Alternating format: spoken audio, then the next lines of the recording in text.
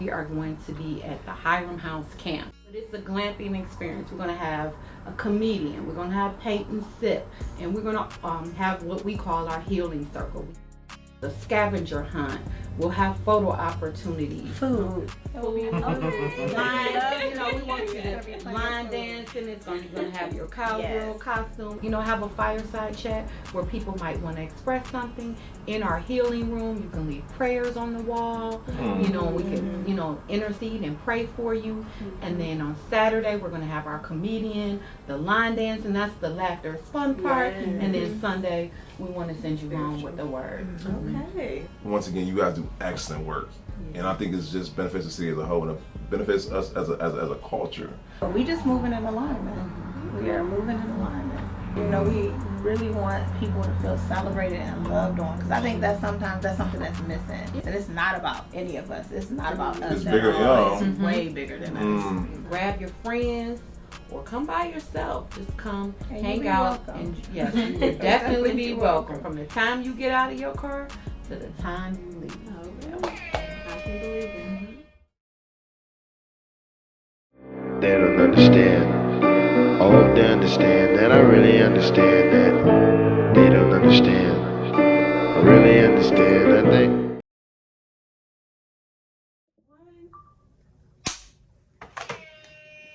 Well, y'all know what time it is, okay? Welcome to another episode of the Pull-Up Experience. Yes. You guys, we have a full-round table basically today. Some regulars, not your average agents.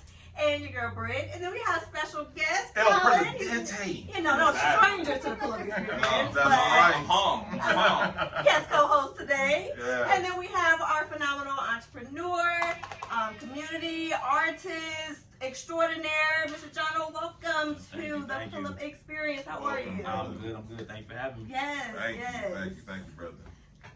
So let me ask you this: Cleveland born and raised? Yep.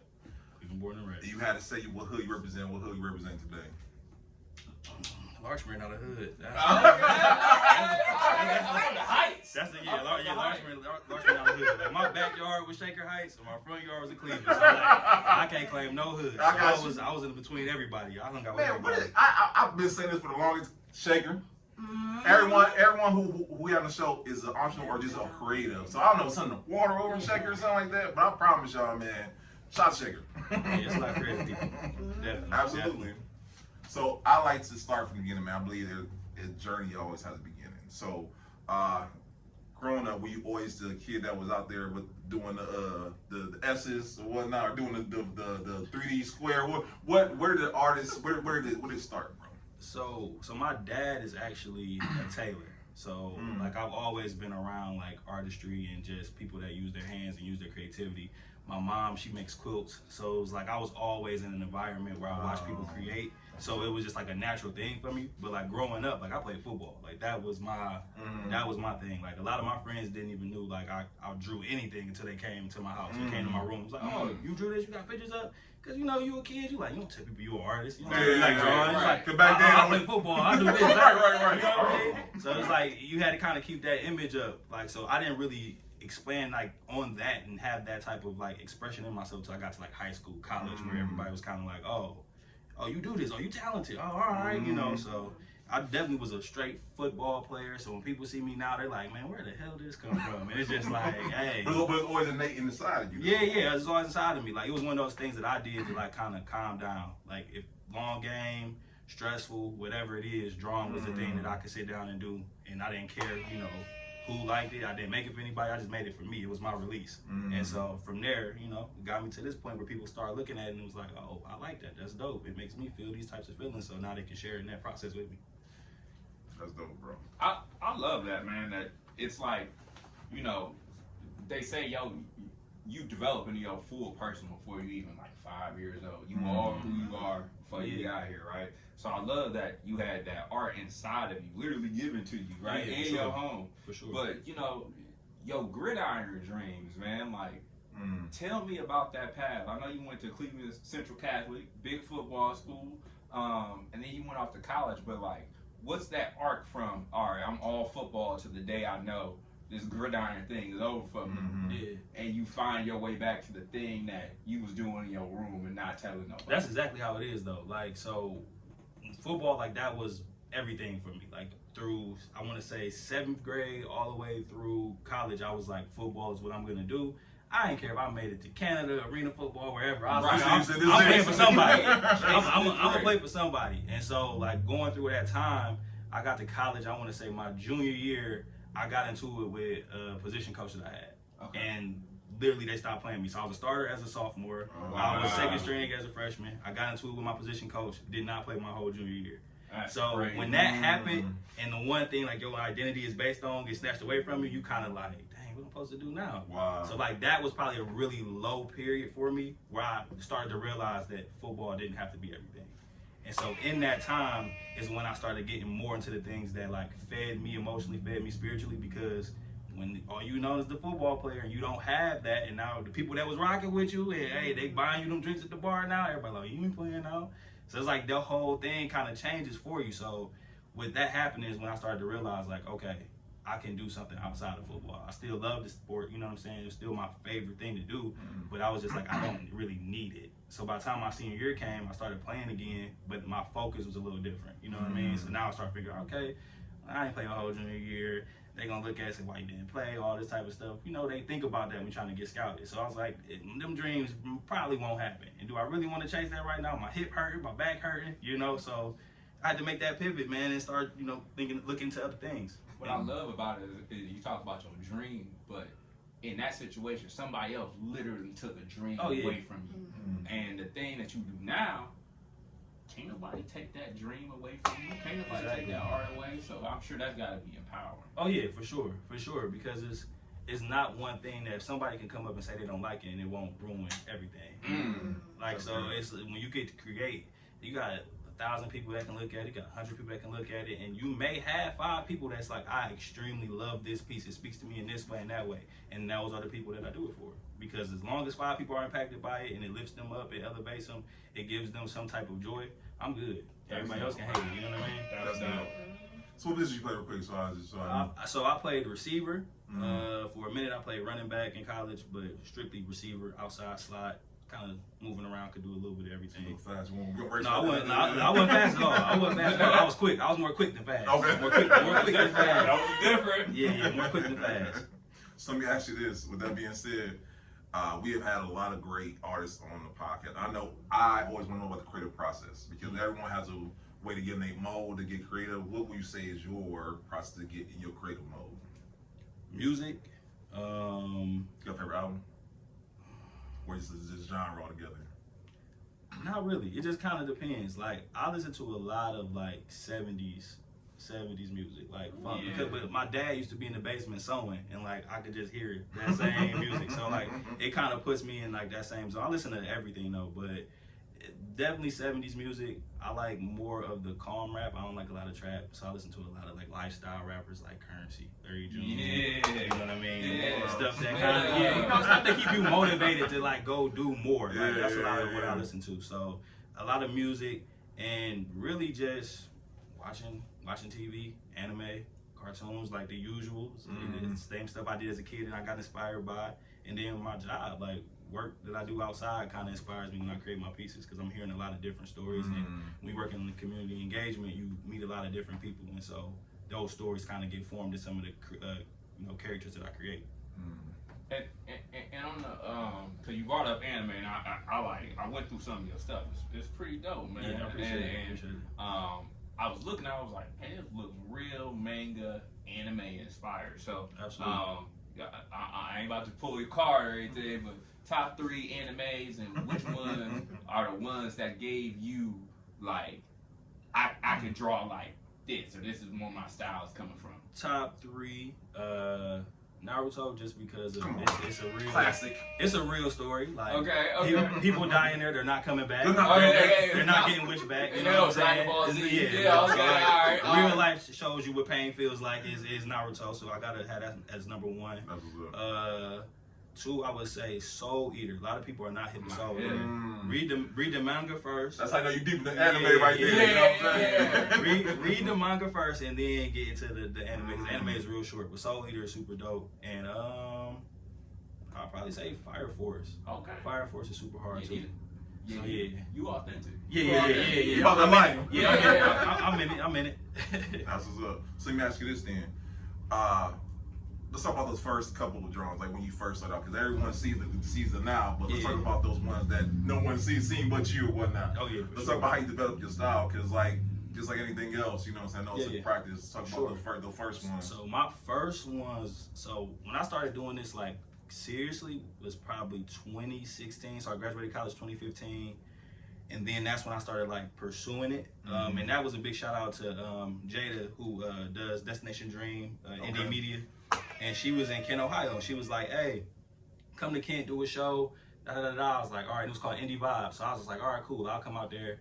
And this time is when I was drawing like real chibi animated characters, and that was it. You know what I mean? So my Instagram was not hitting. I was posting it on my personal page. People, they like all your selfies, whatever else you got. Your art come through, they like, yeah, all right, bro. You know? So it's like I'm posting art like hella at this time. And then when I went out there for a show, and I started seeing people like take pictures with my art, like people like in the gallery, like, oh, this is this, and I was just like, oh, so these are my people. Okay, I got it now. Because you know you can't. Everybody's not gonna like your style. Everybody may not be into the same visuals that you're into. And so like that was the first time I seen people like really respecting it and enjoying it. And I was just like, okay, now I can see where I can grow from this point. So yeah, definitely started off more simple anime, straight anime stuff, cartoon stuff, and then now it's kind of developed into like semi-realism, but still inspired by that same manga feel. No, listen, the kid ain't here. What does semi-realism mean? You know what I'm saying? Yeah.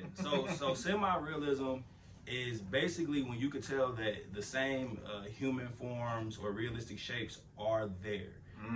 But it is not like hyper-realism where you could draw somebody a portrait and it looks exactly like them. So you know, that semi-realism, it has that same kind of aspect of being, you can tell who that person is, but it just maybe have a little bit more of an animated look to it, or a little less of such a high pigmentation, look like a photo type of a drawing. So yeah. Okay. So like the stuff you get at Six Flags? Those is more caricatures, like when they right, features cool. and all that type of stuff. I feel art twice, bro. Yeah, you just said, I was like, you good. Yeah. Semi-realism is like you could just kind of tell it has like that real human look to it, but it still has that something missing. Still has that super portrait, fine art. Well, I think that allows you to express things that sometimes you can't express with just a regular photo, right? Oh yeah, for sure. In the medium of art, you can put some feeling into it that you may not get from the photo. So my question kind of to you is like, has it been like a firm decision to say something with your art? Because I feel like a lot of your art is saying something, right? Like it's a picture of this, but I'm showing you the insides of somebody's emotions and the things they're going to do. Like that's really the whole thing right there. Like when I first started, like I thought drawing and art had to be this big explosion of talent, and I got all of these skills and this and that. And it was a guy named Mr. Soul, who's a well-known artist here in Cleveland and in Atlanta, and he was just kind of like, hey, like stop doing all that and just do what you enjoy to do. Like make it more simple. Like bring it down. And like that was just me doing black and white drawings, like just showing the shadows and really showing the characters' emotions and like their features. And so when I really started focusing on that more than anything else, and just like I'm gonna let this simple character express everything from their eyes, from their facial expressions, and let people kind of develop their own thoughts and feelings, that's kind of when it hit me that it worked. That's dope. As we know, art. I'm cautious. Don't worry, I got you. You know what I'm saying? Because it's all about the perception of what that person is looking at. Because we can look at two different things, and I see it in different ways, or perceive it in different ways. For sure. And that's what I love about art. Yeah, it's a lot of things that I've drawn, and like I've had one whole thought process in it, and then somebody's like, "Oh, I felt this," or "I seen this," and I'm just like, "Cool." If that's what you saw, like that's not why I made it, but hey, okay, like that works. The provocateur with the paper, right? As long as it speak to you, like I'm good. As long as you getting something from it. So let me ask you this, and this I feel like this is a real thing that some people who are creatives have a hard time grasping. How do you deal with those who are negative about your art? Because it's gonna come. You know what I'm saying? I'm pretty sure, you know what I'm saying? How would you recommend someone would handle the critics per se? Just I don't know. You kind of pay attention to what critics you listen to.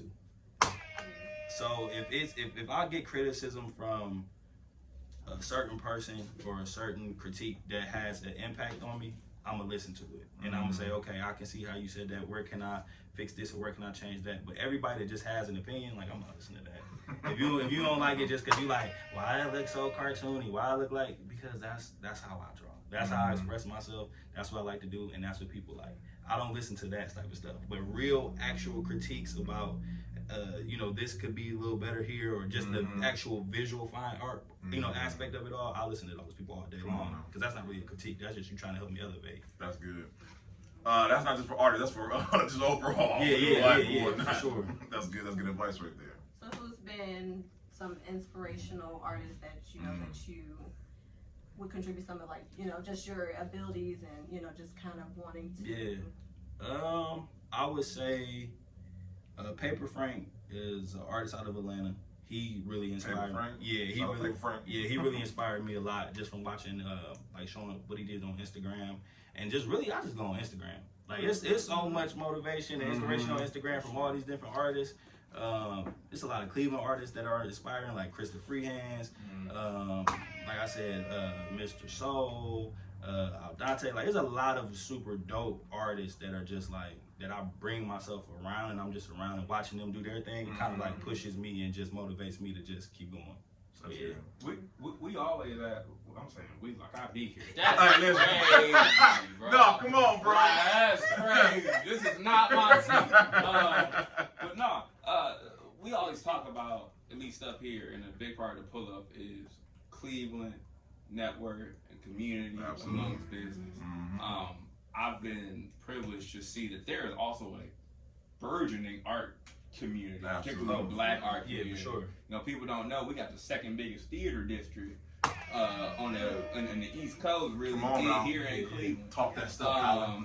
So no, I'm saying. So what has your experience been in that space? Because we talk about here, there's a question they ask about who would you want to collaborate with, and we ask that question because people don't like to collaborate.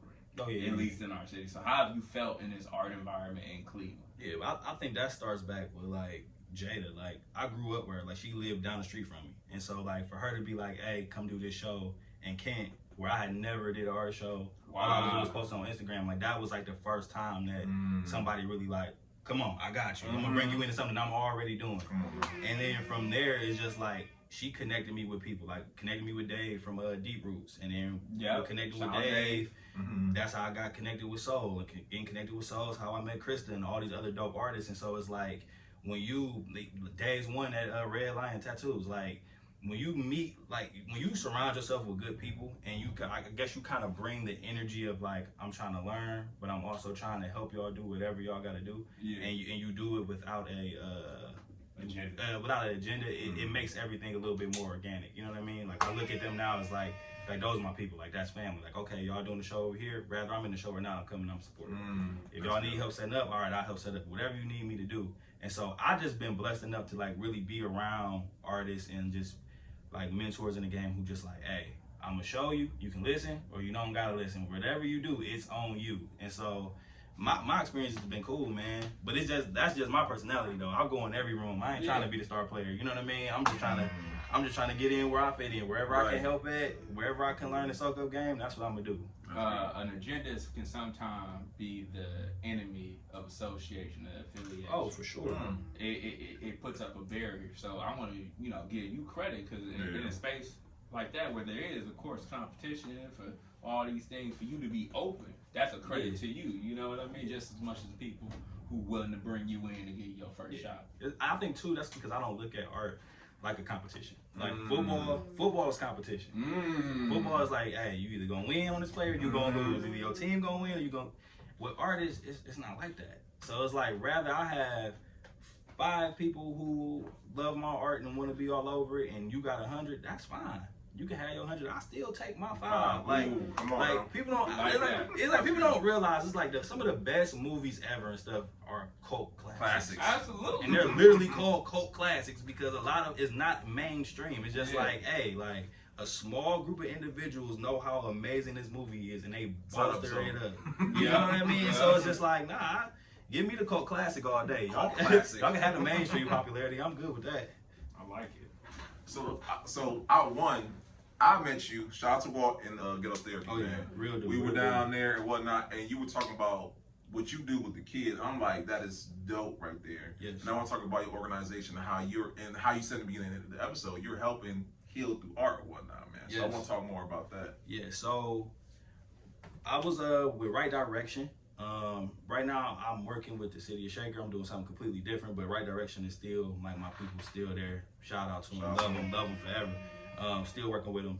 And so there is, just meeting kids in these schools who have different, they come up different. They have different environments. They may not have a dad around.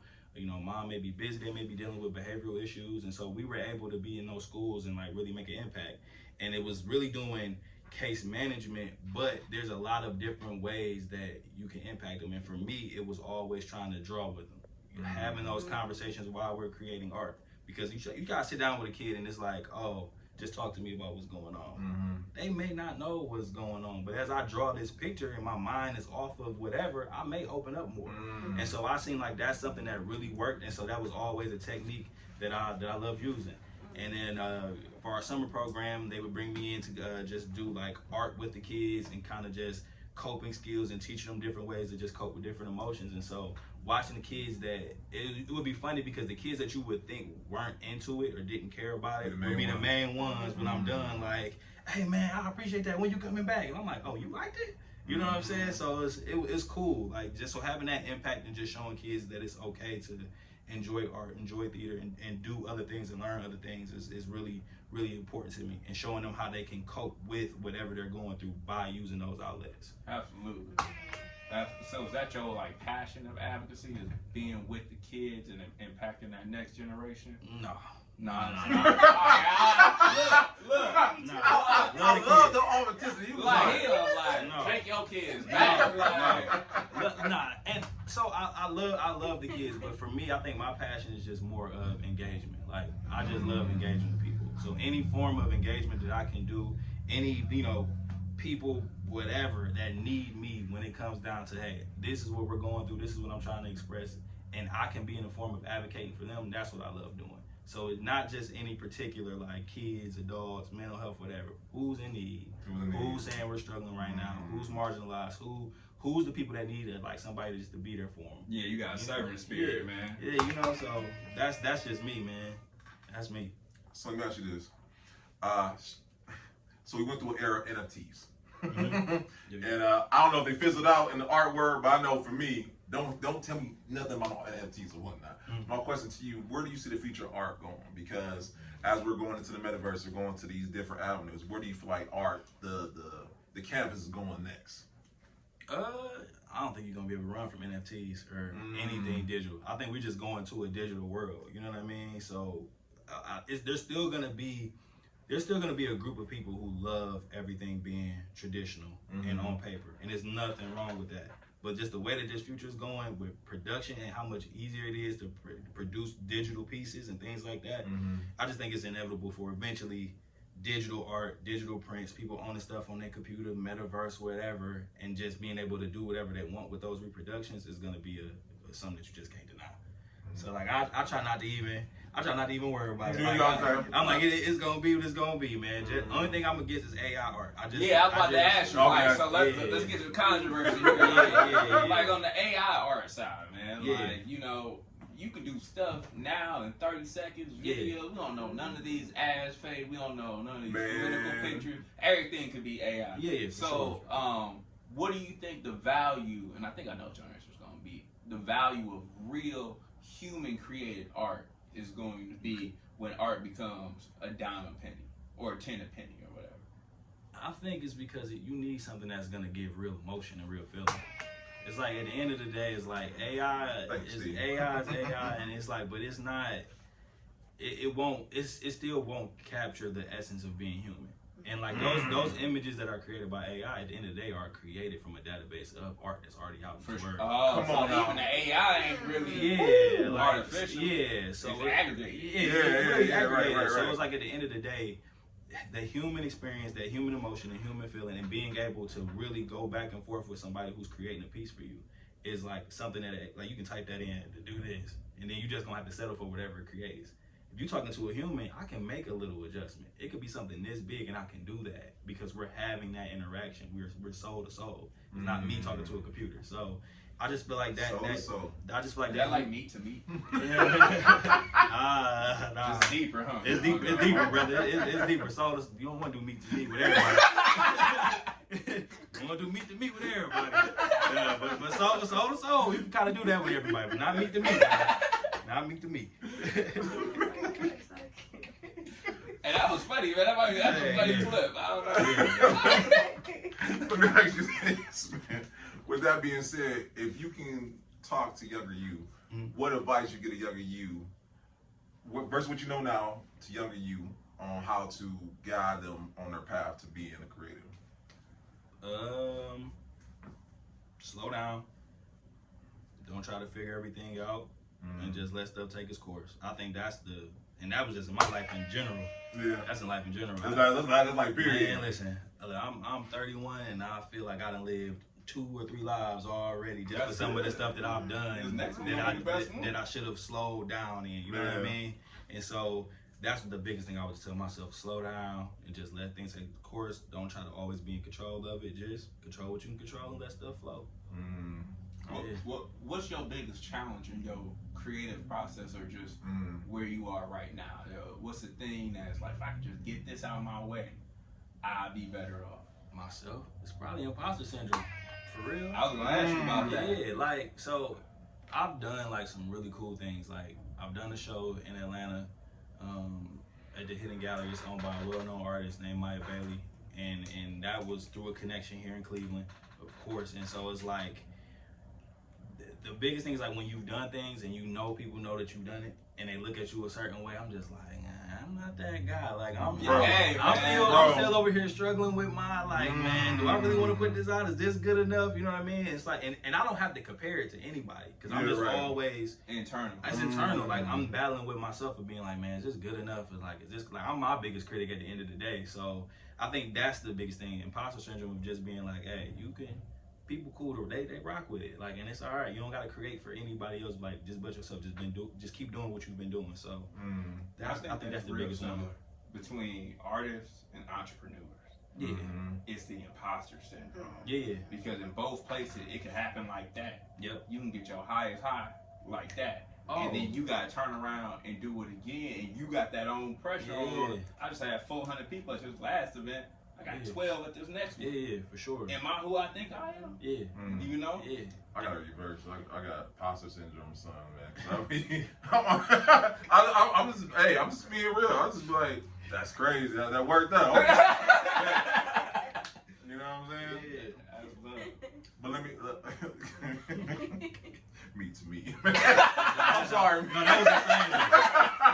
that was insane. Straight face when he said it. I'm like, okay. Like, so Let me ask you, that was insane. What was the moment? Shout out to the brothers.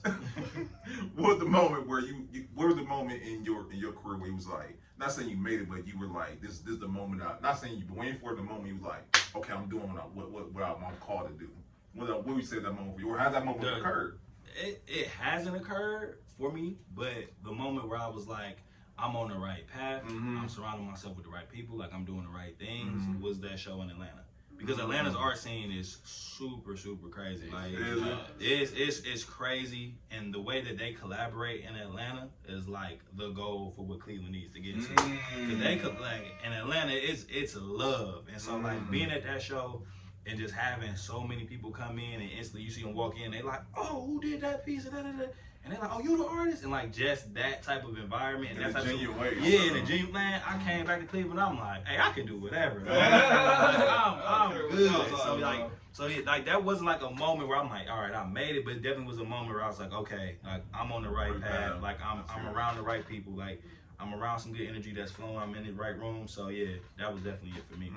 So, saying that same vein, when you came to Cleveland, was it kind of deflating, like, oh dang, like doom and gloom or whatnot, or is it like not at all. Not at all. Okay. No, not at all. And like I said, but I think that's because it's the people that I try to surround myself with. Like I'm not gonna surround myself with people who don't want to collaborate.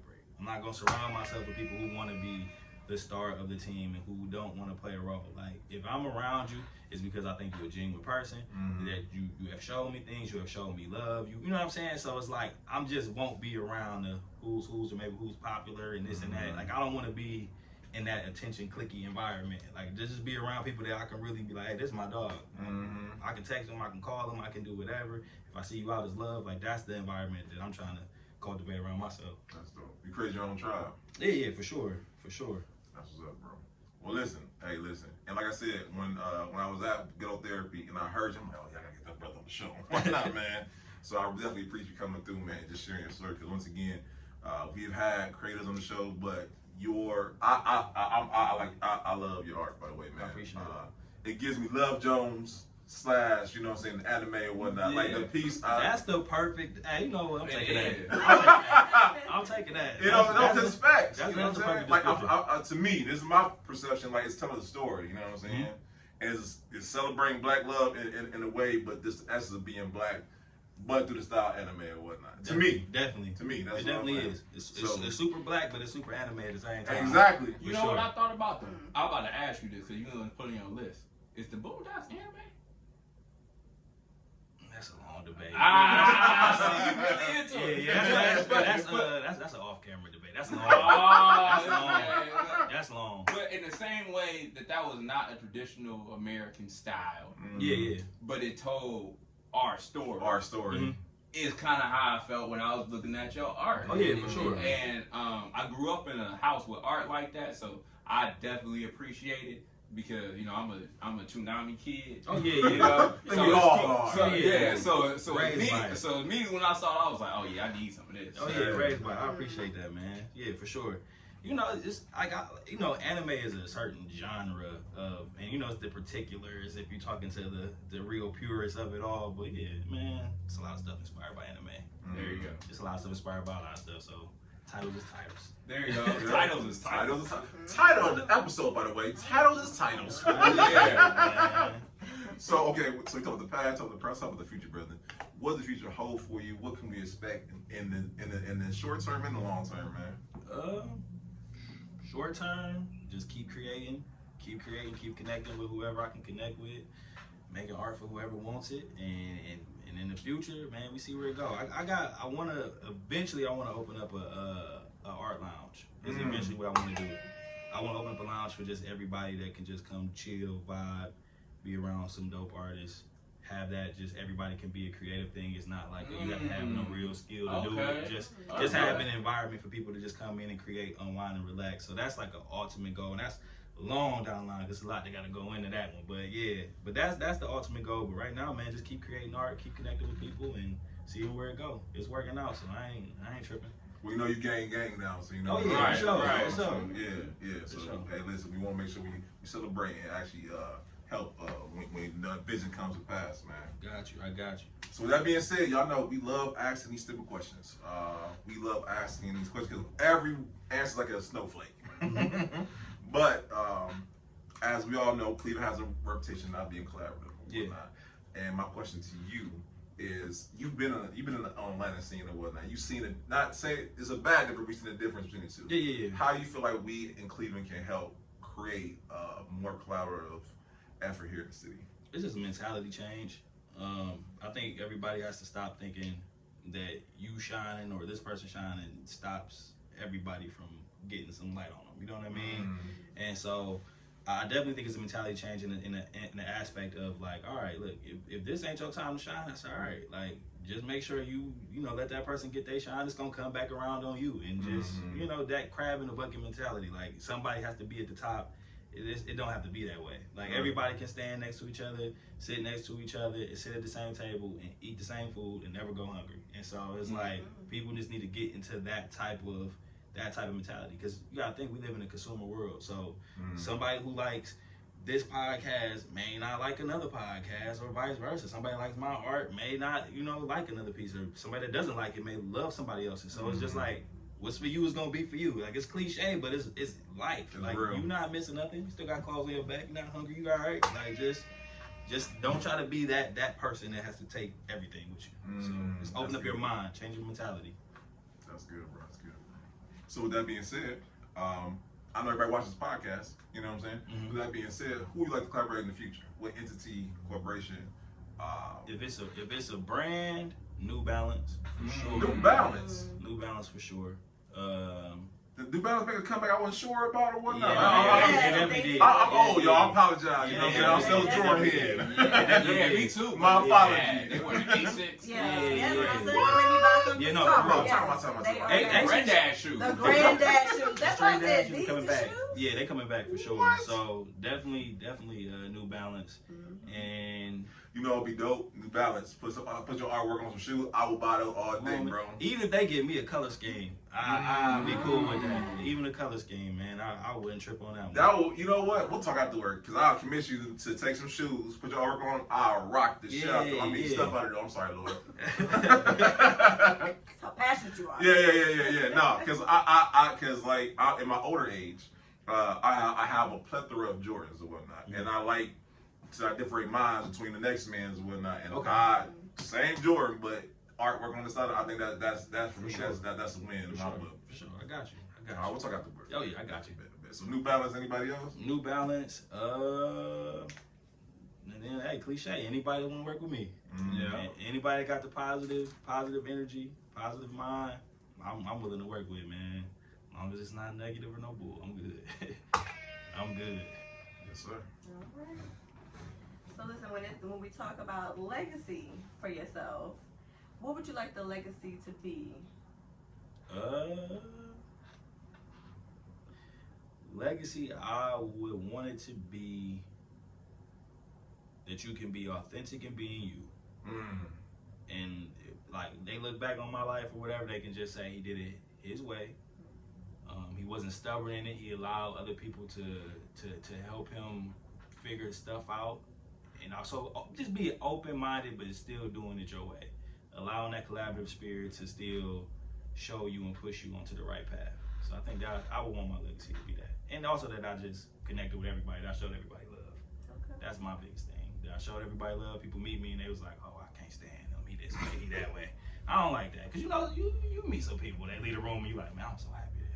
Yeah. So yeah, just that I showed love and I had that collaborative spirit and live free. Okay. All right. Awesome. And I'm sure nobody feels that way that is watching and seeing this. This is a great episode. Very inspiring. Very motivating. So listen, what we have to do is kind of just take everything that you've given us, all the gems and jewels, and because it's down to 3. So what will be 3 takeaways you want someone listening or watching to be able to gather from today's episode? Okay. That it's okay to have an unconventional path. Hot episode. Don't put yourself in a box. And just get inspiration from everything. Everything and everybody. Just let it inspire you. That's it. That would be my 3 gems. That's good. Those are good gems right there, brother. I appreciate that. That's good. And don't go meet to me with everything. Yeah, don't go meet the meat. Don't go meet the meat. And you gotta be careful going soul to soul with everybody. Yeah, Okay. soul tie. Now Soul tie. that- Yeah, that's a whole Yeah, gotta be careful going soul to soul with people too, though. But yeah. Hey, y'all, meet the meat is crazy. They missed the episode we recorded off camera and whatnot. You know what I'm saying? We might have to record that joint another time. The place to meet the meat and soul to soul.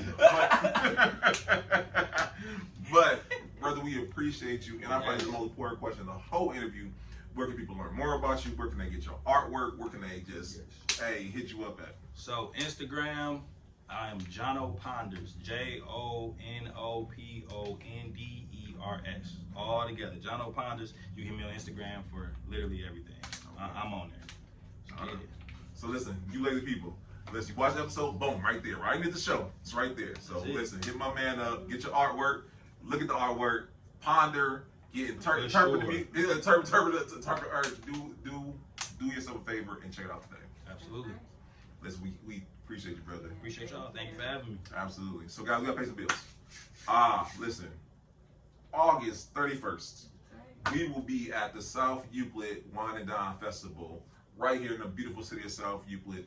2U Wines, the greatest wine company in the world. I'm saying it right here. She's hosting not even her own wine, but she's having a plethora of actual black-owned wine companies here in the city of Cleveland.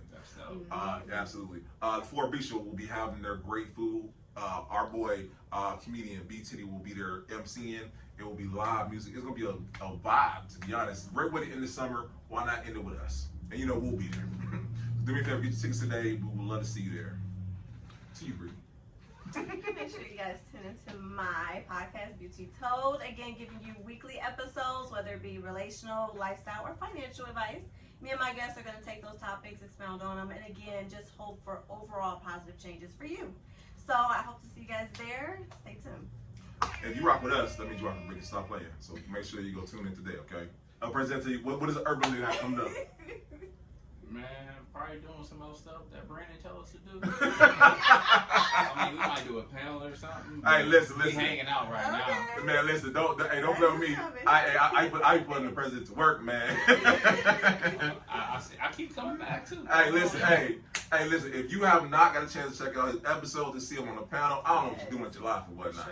There's a reason why I say, hey, Brandon, what you doing? Come on through or whatnot. Because his mind it be minding.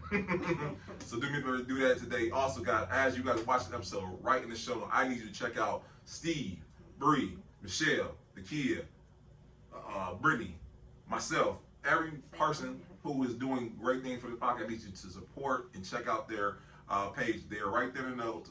So we need you to look out for videography, editing, hosting, podcasts. I don't even know what I do anymore. I do a lot of stuff. Do me a favor, check out those today, okay? And then lastly, guys, I want to thank you. Yes, you, the person watching, because right now, Cleveland, we be doing it. The Photo Experience, which is shattering records and whatnot, guys. 7.8 million views, 16,000 subscribers and counting. And it's just phenomenal. And this is just what makes me so, like you said, we on the right path. For sure. Because you guys are sharing, you guys are liking, you guys are commenting, and I cannot thank you guys enough for that. So as you guys continue to support us, we want to make sure we support you with these great stories like his and just other great entrepreneurs, creatives, change makers, and influence in the city. So do me a favor, continue to like, share, and subscribe, and we'll see you guys. Episode 246, y'all. 246. Road 250 is on the way. It's coming. It's right, Steve. Shout out to Steve. 246 episodes, Steve. We doing it, bro. Steve was talking. Steve like, well, he's like old man. Like, oh, I'm too old for this shit. Shout out to Steve, man. We shout out to y'all. Okay, so we see y'all next week. Peace, y'all.